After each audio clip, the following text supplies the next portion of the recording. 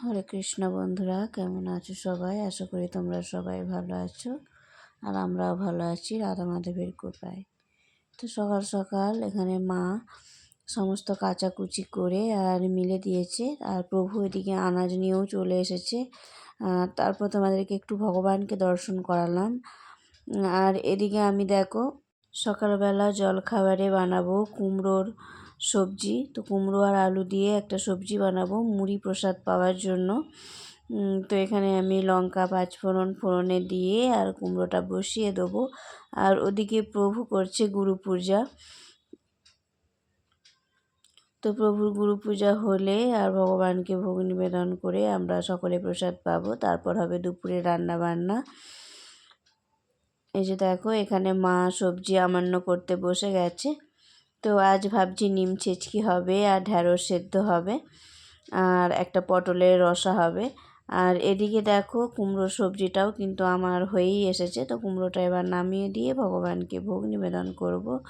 তো আজ ভাবছি একটু বড়ি দেবো। তো কাল রাত্রেই বিড়ি কলায় ভিজিয়ে রেখেছিলাম। তো আজ ভাবছি বেটে আর মা আমি মিলে আর বড়িটা দিয়ে দেবো। তো যেহেতু মা আছে তো বড়িটা দিতে সুবিধা হবে। মা এদিকের কাজকর্মগুলো করলে আমি ওদিকে বড়িটা দিতে পারবো, আর দুজনে মিলে বড়িটা দিলে খুব তাড়াতাড়ি দেওয়াও হয়ে যাবে।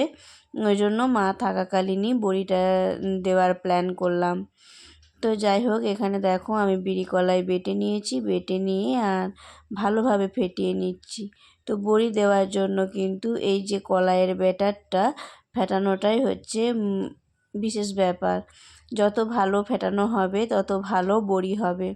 তো এটা যদিও আমার শাশুড়ি মার মুখে শোনা, তো ওনার কাছেই আমি শিখেছি বড়ি দেওয়া।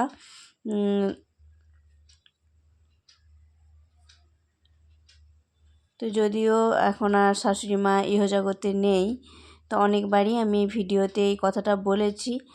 তো যাই হোক আমি এখানে দেখো বড়িগুলো দিয়ে দিচ্ছি।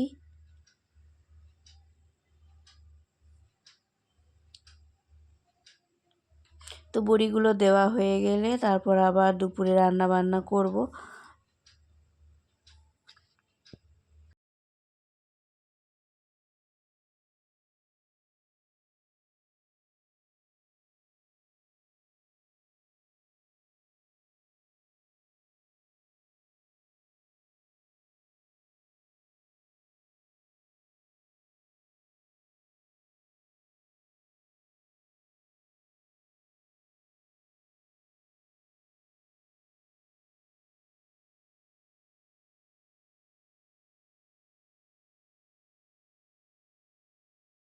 তো এখানে দেখো আমার সমস্ত বড়ি দেওয়া হয়ে গেছে, বড়িগুলো রোদে নামিয়ে দিয়েছি।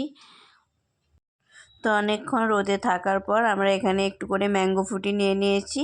তো আমি ছেলে আর মা তিনজনে মিলে খাবো। খেয়ে দিয়ে এখানে রান্নাও বসিয়ে দিয়েছি। দেখো পটলটা ভাজতে শুরু করে দিয়েছি, আর পটল সয়াবিন দিয়ে রসাটা করব। আর এখানে দেখো ভেন্ডি আলু সেদ্ধটাও হয়ে গেছে, লঙ্কা জিরে ফোড়ন করে আর ভেন্ডি আলু সেদ্ধটা মেখেছি। এখানে সয়াবিনের রসাও হয়ে গেছে, আর বেগুন দিয়ে নিম ছেচকিও হয়ে গেছে। তো এখানে গরম গরম অন্ন ভগবানের জন্য ভোগের থালায় বেড়ে নিয়েছি। তো ভগবানের ভোগের থালার মধ্যে ছিল নিম বেগুন, ভেন্ডি আলু সেদ্ধ, আর সয়াবিন পটল আলুর রসা, দই, টমেটোর চাটনি, আর 1 গ্লাস জল দিয়ে ভগবানকে ভোগ নিবেদন করেছি। তো আজ এ পর্যন্তই। হরে কৃষ্ণ।